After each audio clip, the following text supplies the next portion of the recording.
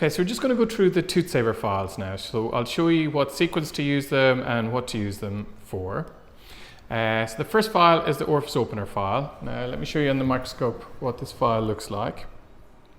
So this is mainly used for just for relocating the canal. Okay, so you're going to use this at 300 RPM, 2.2 newtons per centimeter squared. And really what that is just, you don't want to use that deep down. So it's just to use it 3 or 4 millimeters deep. And it's just to reposition the actual orifice of the canal so you can predictably put the rest of the files in.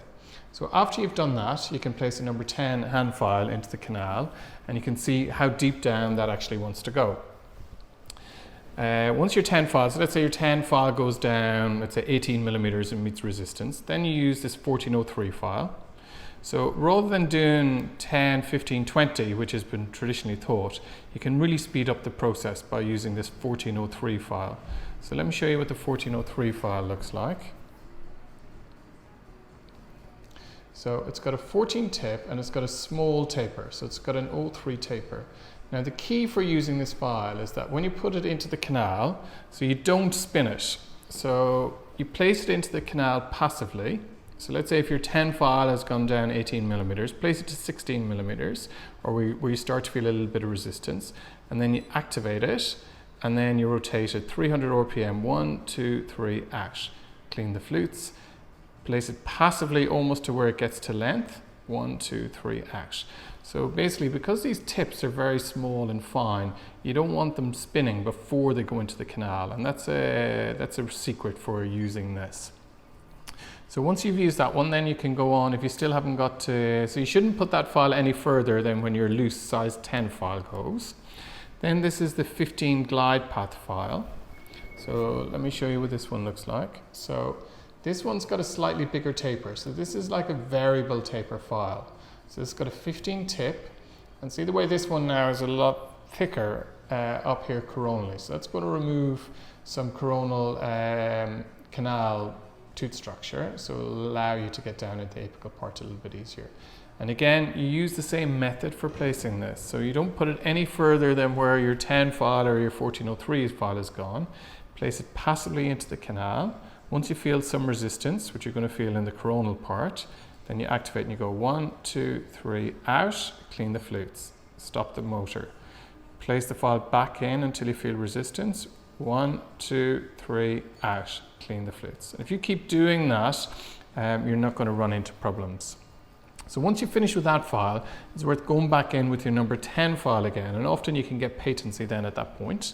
Once you've got patency, the key is to secure the patency so that it's predictable, so that your 10 file can slide to length and then back out again. And once you have that reproducibly done, then you go back in with your 1403, bring that to length. So again, don't spin the file, place the file into the canal.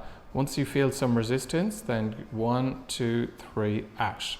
Okay, so if you feel the file isn't progressing apically, stop. Never force the tip of the file. So it's like if it wants to go, let it go. If it doesn't want to go, then you need to go back in and make sure your 10 file is super loose. So once your 1403 is at length, then you get your 15 glide path file. Again, bring that to resistance. Normally it's 1 or 2 millimeters from length. Then activate it, 1, 2, 3, out. Clean the flutes, irrigate the canal. Place it back again to resistance, then normally second time you're about 1 millimeter from length. Activate, 1, 2, 3, out.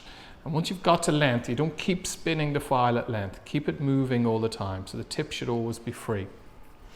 And then for difficult canals, you can finish most of the difficult canals on a 2004 file.